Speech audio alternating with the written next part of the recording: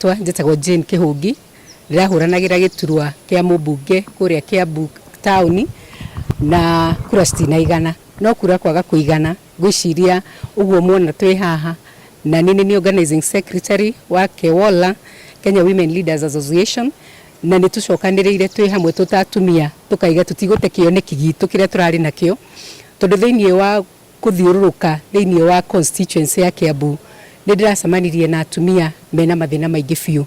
na riria kwina thina thiini wa mucii mundu ria wigua thina ucio muno ni mutumia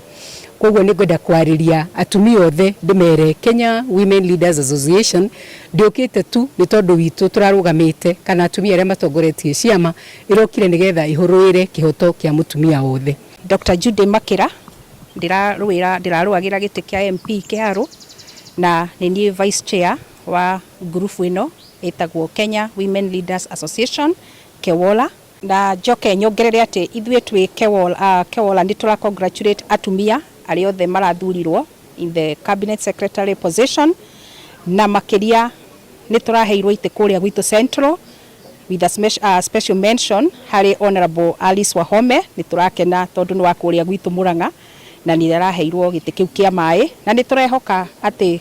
atumia ari othe maraheirwo ite icio atumia me Utongoria-Ini maundu ni magagira. We will encourage the governors to please uphold what the constitution and what the law says. And in this case, we are advising them and we are just encouraging them to do the 2/3 gender. We, as the voice of KEWOLA, will make sure that we have followed it up to the letter and just made sure that the voice of the woman is heard and that the 2/3 gender has actually been effected.